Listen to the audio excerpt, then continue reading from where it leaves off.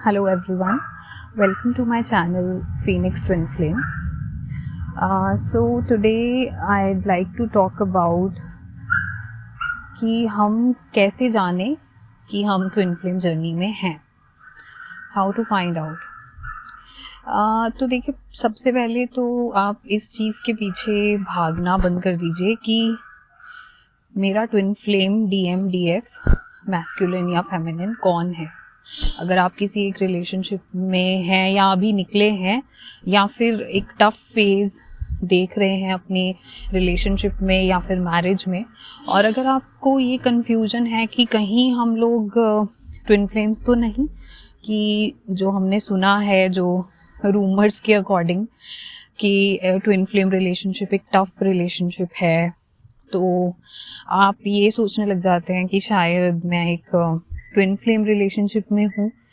तो सबसे पहले आप अपना फोकस रिलेशनशिप से हटाकर अपने ऊपर लाइए और खुद के बारे में जानना शुरू कीजिए कि क्या आप खुद एक ट्विन फ्लेम हैं।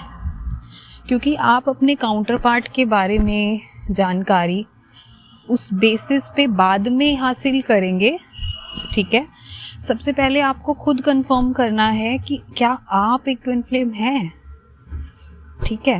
तो इन चीज़ों के पीछे बिना किसी डायरेक्शन के, बिना किसी एविडेंस के भागने से पहले ये जानना और ये कॉन्फर्मेशन लेना बहुत ज़रूरी है, ठीक है। तो आपको कुछ मैं वेज बता देती हूँ जिससे आप ये कंफर्म कर सकते हैं, ठीक है।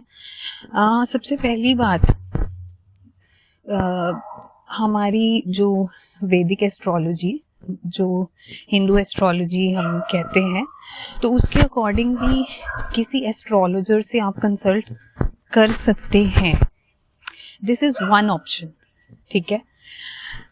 The person should be reliable, वो एक अपने काम में सक्षम होना चाहिए वो व्यक्ति जो आपका, जिससे भी आप कंसल्ट करेंगे, जो एस्ट्रोलॉजर। क्योंकि एस्ट्रोलॉजर्स जो अभी भी इंडिया में जो हैं, तो सारे एस्ट्रोलॉजर्स को ये शिव शक्ति योग की जानकारी नहीं है, पहली बात, ठीक है।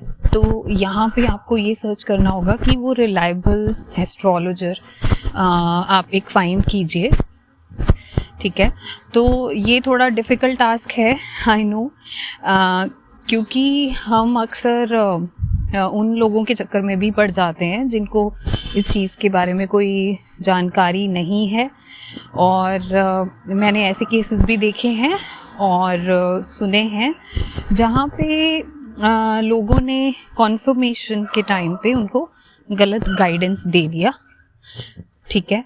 क्योंकि एक एस्ट्रोलॉजर का येस और नो आपके सारे फाउंडेशन को हिला देगा, करेक्ट। तो ये जानना कि दूसरा इंसान मेरा ट्विन फ्लेम है कि नहीं, उससे पहले आपको खुद की एक कॉन्फर्मेशन होना बहुत ही ज़रूरी है, ठीक है। दूसरा तरीका ये है कि जो स्पिरिचुअल टीचर्स हैं, ठीक है, या फिर जो स्पिरिचुअल अवेकनिंग की जर्नी पे हैं, other than twin flames also, ठीक है, वो ट्विन फ्लेम भी हो सकते हैं। उसके अलावा भी जो साइकिक रीडर्स होते हैं, साइकिक रीडर अगर आप समझते हो सिंपल एक भाषा में, तो साइकिक वो हैं जो कि अपने मेंटल इंट्यूटिव पावर को यूज़ करके, ठीक है, वो आपको एक हाँ या ना का कॉन्फर्मेशन दे सकते हैं।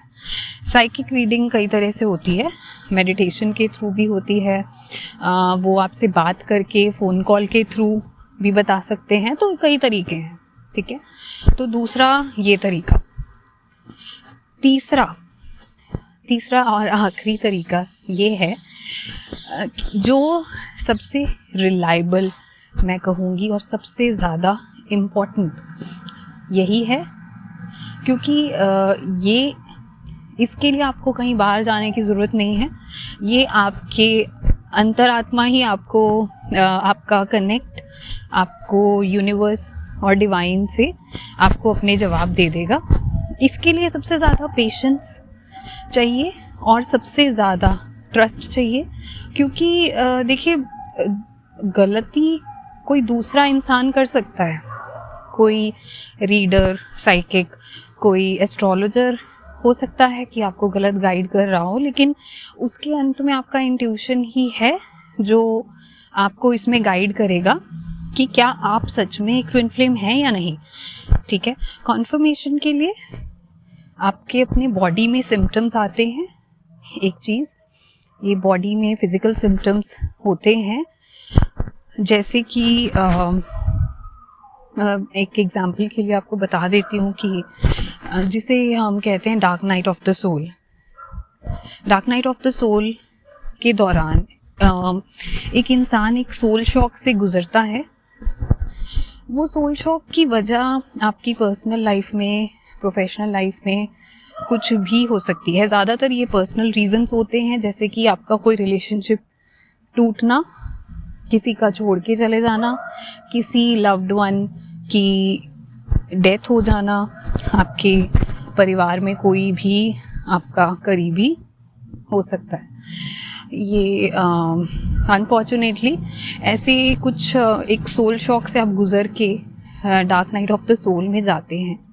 और जब आप उस फेज़ में गुज़र रहे होते हैं उससे, तो फिज़िकल सिम्टम्स जैसे कि बॉडी में थकान, आप बेड में पड़े रहते हो, दिन, हफ्ते, महीने निकल जाते हैं कई बार। ये सबको अलग अलग टाइम पीरियड लगता है, क्योंकि सोल शॉक एक ऐसी चीज़ है जो कि किसी एक फैक्टर पे डिपेंडेंट नहीं है। आप कितने अच्छे तरीके से अपनी बॉडी को और अपने मन को हैंडल कर सकते हैं, उस चीज़ पे आपका dark night of the soul depend करता है। ठीक है, तो इस बारे में हम एक डिटेल में वीडियो में बाद में बात करेंगे।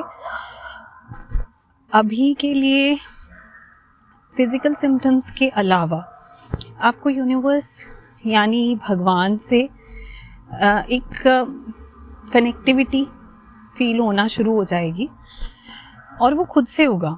आप ज़बरदस्ती कोशिश नहीं करेंगे कि मुझे यहाँ जाना है, वहाँ जाना है। आप जिन्हें भी मानते हैं या नहीं मानते हैं, तो ये कोई ज़रूरी नहीं है कि आप किसी मंदिर या गुरुद्वारे में या मस्जिद में जाएंगे या चर्च में जाएंगे तभी आपको अपने जवाब मिलेंगे। आपको अपने जवाब भगवान से कनेक्टिविटी के थ्रू, घर पे, अपने ड्रीम्स के थ्रू, अपने आसपास के लोगों के थ्रू, ठीक है, कैसे भी आपको अपना जवाब कन्फर्मेशन के थ्रू मिलेगा। ठीक है, एक चौथा तरीका जो काफ़ी लोग अपनाते हैं वो है टैरो रीडर्स। ठीक है, टैरो रीडिंग के थ्रू लोग कॉन्फर्मेशन ले लेते हैं कि वो क्या एक ट्विन फ्लेम जर्नी में है या नहीं है। देखिए, मैं नहीं जानती, मैं इस चीज़ के ना तो फेवर में हूँ ना ही मैं अगेंस्ट हूँ। तो अगर एक कॉन्फर्मेशन के लिए आप किसी के पास जाते हैं तो टैरो रीडिंग और कितना एक इंसान एज अ रीडर कितना सक्षम है, इस चीज़ पे फिर से वही बात कि डिपेंड करता है कि क्या वो आपको आपकी एनर्जी रीड करके एक सही दिशा दिखा सकता है, क्या वो कॉन्फर्मेशन दे सकता है। तो इसका जवाब मैं बस यही दूंगी कि आपको अपनी इंट्यूशन से चलना है। ठीक है, आपको टैरो रीडिंग पे रिलाई करके अपना कॉन्फर्मेशन प्लीज़ मत लीजिएगा। तो जैसे मैंने बताया कि हमारे पास टोटल एक 4 ऑप्शंस हैं, वेज हैं। First by astrology, second by psychic reading, third by intuition and universal guidance. ये मेरे टॉप 3 रिकमेंडेड हैं। और last 4th option is by tarot reading. इसको आप एक एड ऑन की तरह रख सकते हैं, जबकि कोशिश कीजिए कि पहले आप टॉप 3 बॉक्सेस में से कम एक या सारे टिक कर लीजिए। उसके बाद इसको एक ऐड ऑन की तरह आप यूज़ कर सकते हैं। Thank you so much. अब नेक्स्ट वीडियो में हम बात करेंगे कि आपको अपने ट्विन फ्लेम काउंटर पार्ट के लिए कॉन्फर्मेशन कैसे करना चाहिए और कब करना चाहिए। Thank you, bye bye.